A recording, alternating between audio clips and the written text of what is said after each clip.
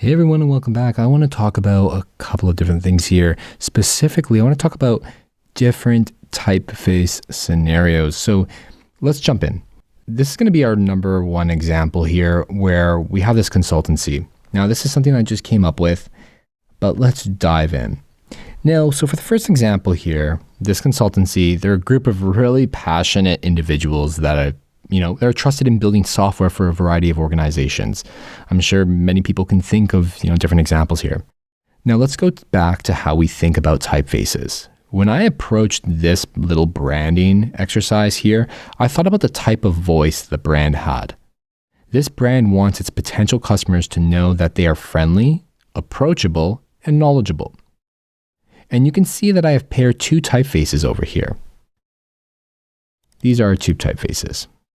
We have Merriweather, which is a very nice and clean serif font. It almost blurs those lines between serif and sans serif. And if you're really interested in using Merriweather, they also have a sans serif option, which I love that typeface as well. I think it's pretty beautiful. So they do have that sans serif and the serif option. I love both of them, to be honest, but I've used the serif font here. And like I said, it has that sense of trustworthiness and professionalism to it. And that's what we're going for with this.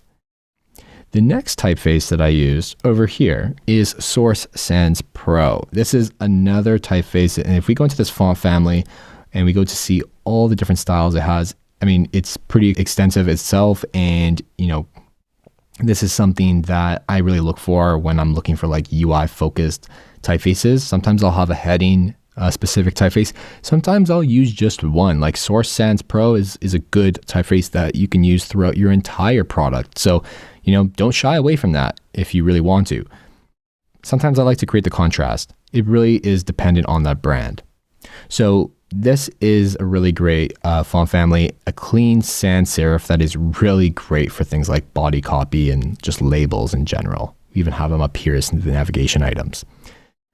Now, if we were to say change like this heading typeface to say, even if we just change it to the sans version of itself, it doesn't necessarily come across as the same version that we had prior. And, we can even say that we want it to be like Helvetica. It's okay. It's not that it's bad or anything, but I actually thought that the Merriweather version was just, it just had a little bit more life to it in terms of the different shapes of all the different elements within the typeface. So personally, that's kind of the direction I went into, and that's why I really loved this font family for this.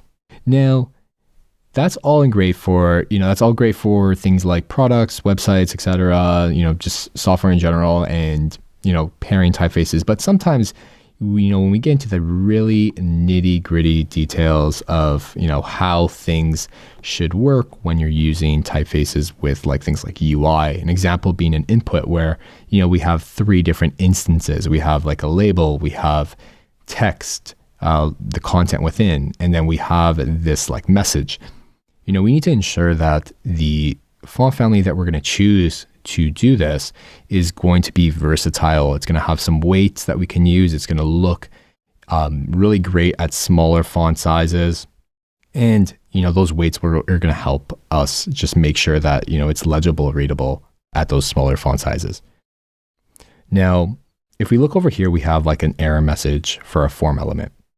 When we think about the content of an error message, we need to think about how that should impact our user.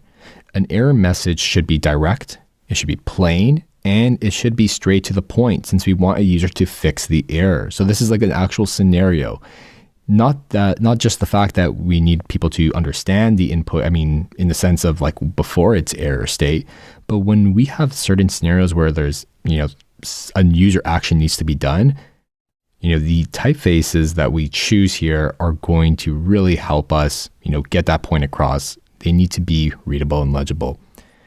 And the other thing is, especially with like an error message, the typeface that we choose really needs to reflect the seriousness of that message. If we were to think of this as a real life interaction, if you had an issue with an online purchase at one of your favorite stores and asked for help, I'm 100% sure they wouldn't respond in a jokingly or an over casual manner. Like they wouldn't be like, hey, what's up, buddy? Hold up, we're going to fix that.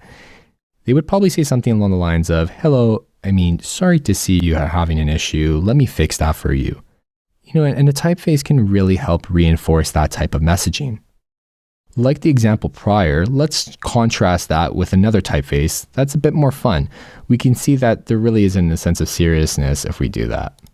So if we grab something that's a little bit more, funky, Gill Sans is a little bit more funkier, and it's not that it's bad or anything. This is actually, it can pass, but now we're starting to get into issues of like, okay, this is a little bit harder to read now. And if we, go off the board and, do something like not Comic Sans, that's just a little too much. Let's see what we can find here. There is Comic Sans as an option just to show the total contrast. But you can see over here, like you wouldn't pick a font family like this to display that. There's a lot of different options out there. The other thing is, you wouldn't even pick a typeface that's just way too like contrasting even if in its own right. This is, Garamond. We also have things like Bodoni, which is lots of thick and thins over here, hard to read. Kind of just doesn't suit this scenario at all. And then if you want to really go that route of like seeing, Comic Sans, like that just looks, playful. And that's not what we're going for here. We can see that this really isn't helping us with showing like a sense of seriousness here. And it doesn't look like the type of response I would get from a serious establishment. Typefaces really possess an emotion or a mood. And by using this type of methodology, you now will be able to distinguish the type of impact a typeface can have on the perception of a brand.